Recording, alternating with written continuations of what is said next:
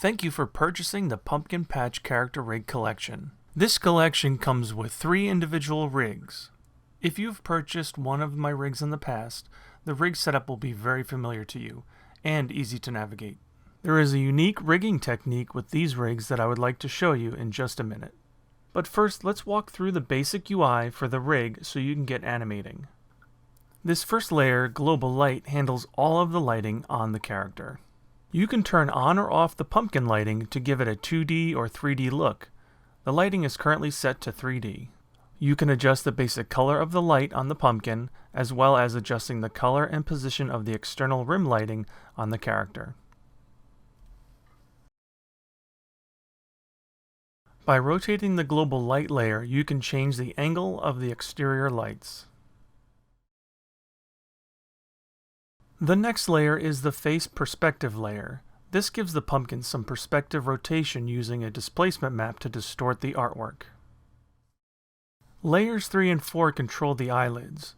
There are many different eye shapes provided, and you can control the eyes individually for even more expressions.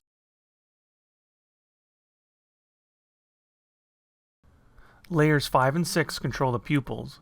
Use position, scale, and rotation to get the expression you want.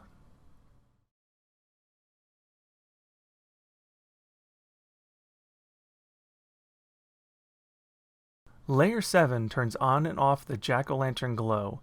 Use rotation to adjust the opacity of the light flicker. Layer 8 controls the lip sync. Use rotation to dial in the mouth shape you desire. You can also switch from happy to sad mouths using the Happy Sad checkbox.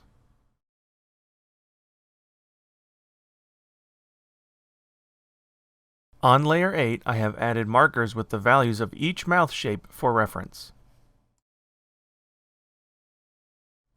Layer 9 can be used to add some bounce to the curly vine for some secondary actions.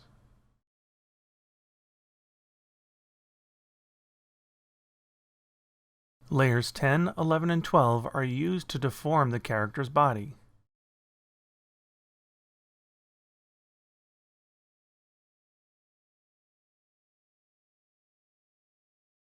Let's unshide the layers to see what's going on inside the rig.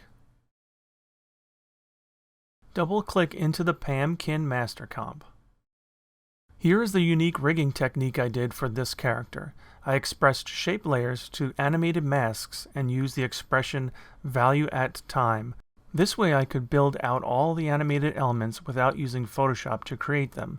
This technique also gives a greater flexibility when updating the animated elements. For example, if I needed to change a mouth shape, I could go back, disable the expression, and adjust the mask, then re-enable the expression for animation.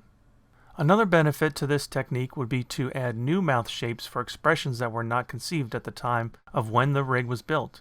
You could add new animated mouths at the end of the existing mask keyframes. The same could be done for the blinks. Color fills and outlines for the shape layers have also been expressed to these layers for easy color changes. Now that you have the basic understanding of how the rig works, let's go ahead and animate the character.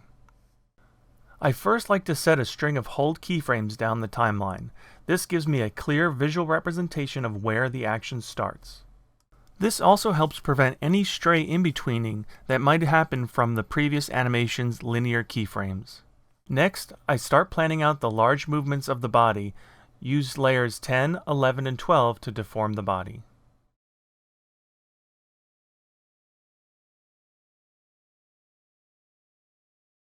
I will RAM preview and test the animation to see if it matches the motion I have pictured.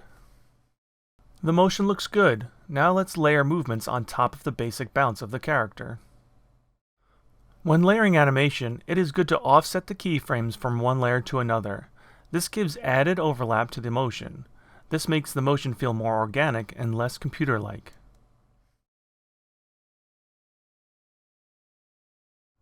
I notice that when the pumpkin bounces, it feels like it's not grounded, so I will set a guide for the ground plane and adjust its position.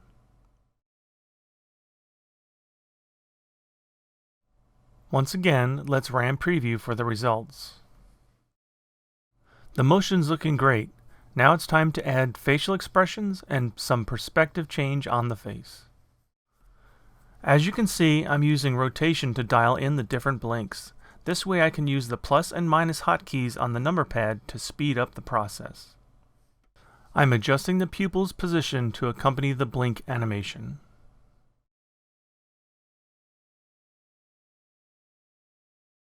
Let's add some squash and stretch to the pupils by adjusting the scale.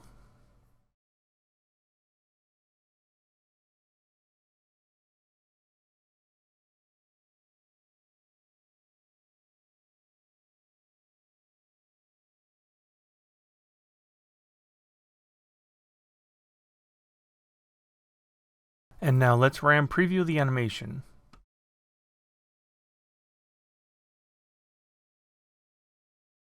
As I'm watching the RAM preview, I feel that the end of the blink needs to extend longer with some more in-betweens.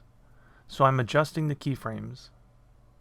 And I've added a little overshoot and settle to the lids. To finish off the animation, let's add some bounce on the stem strand and facial perspective.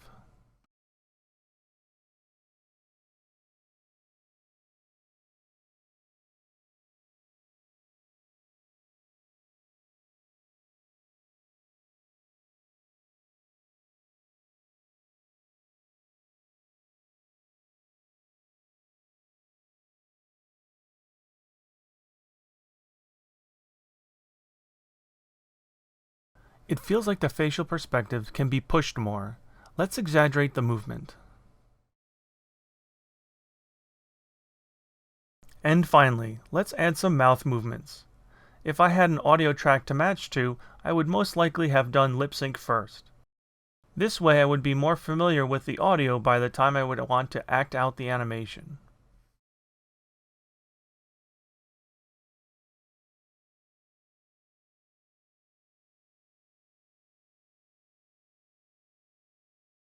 The last thing I always do is to add the final stripe of hold keyframes at the end of the animation. This helps prevent any stray in-betweens between animation poses. Thank you for watching this tutorial, and please stop by at slipperyrockcreative.com for other character rigs.